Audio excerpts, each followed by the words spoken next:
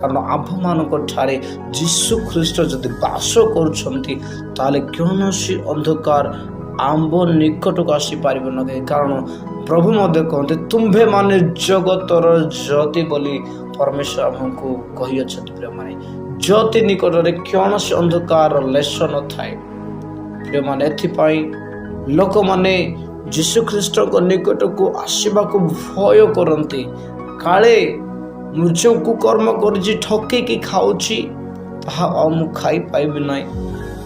ଯାହା ମୁଁ ଲାଞ୍ଚ ନେଉଛି, ଯଦି ଯୀଶୁ ଖ୍ରୀଷ୍ଟ ମୋ ଜୀବନରେ ଆସିବେ ତାହେଲେ ମୁଁ ଲାଞ୍ଚ ନେଇପାରିବି ନାହିଁ।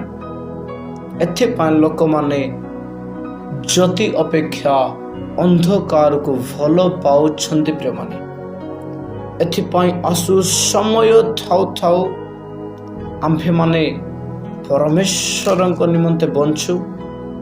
ପୁଣି ସମୟ ଥାଉ ଥାଉ ଆମ୍ଭେମାନେ ପରମେଶ୍ୱରଙ୍କ ସହିତ ଚାଲୁ।